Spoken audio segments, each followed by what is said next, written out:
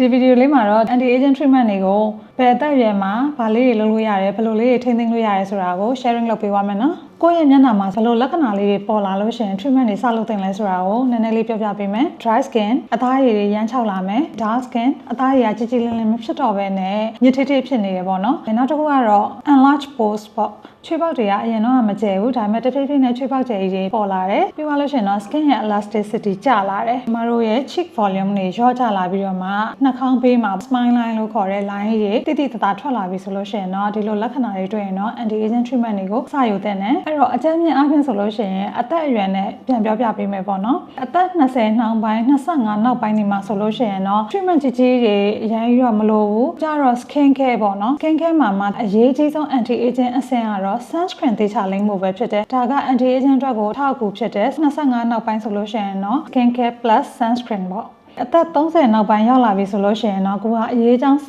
ပြီးတော့ထွက်တဲ့အရွယ်ဖြစ်လာပြီဆိုတော့ skin care တစ်ခုတည်းနဲ့မလုံလောက်တော့ဘူးကြိုတင်ကာကွယ်တဲ့အနေနဲ့ preventative treatment လေးတွေလိုအပ်တယ်ဥပမာဆိုလို့ရှိရင်အရေးကြောင်းပျောက်စေတဲ့ကုသမှုလေးတွေလိုအပ်လို့ရှိရင်လုပ်ရမယ်ပေါ့30နောက်ပိုင်း40ပေါ့နော်40ကျော်လာပြီဆိုလို့ရှိရင်တော့ဒါကတော့သေချာတဲ့အရေးကြောင်းပျောက်တဲ့ treatment တွေလိုလာမယ်နောက်တစ်ခုကတော့မျက်နှာတွေပြန်ပြီးတော့မှတင်းရင်ချက်ကပ်သွားမယ် treatment တွေမျက်နှာပင့်တယ်တဲ့ treatment တွေလိုလာမယ်ဒါမှမဟုတ်လို့ရှိရင်လည်း volume loss ကိုပြန်ပြီးအစားထိုးပေးတဲ့filler treatment လိုမျိုးလေးတွေလိုလာမယ်50နောက်ပိုင်းဖြစ်လာပြီဆိုလို့ရှိရင်တော့ treatment တွေကတစ်ခုနှစ်ခုလုပ်ရုံနဲ့မလုံလောက်တော့ဘူးအားလုံးပေါင်းစပ်ပြီးတော့မှလိုအပ်သလို combination therapy လုပ်ရပါတယ်အဲ့တော့ဒီဗီဒီယိုလေးကိုကြည့်ပြီးသွားပြီဆိုလို့ရှိရင်တော့ကိုရောက်ရှိတဲ့အသက်အရွယ်နဲ့ကိုဘယ်လိုလေးတွေလုပ်သင့်လဲဆိုတာကိုသိရှိနားလည်သွားပြီလို့ထင်ပါတယ်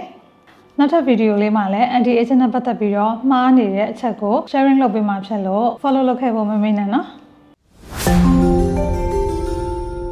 လှပဆိုင်ရာကျွမ်းကျင်မှုများနဲ့အတူမြဲရှိနေမယ်ဒေါက်တာထပ်ပါ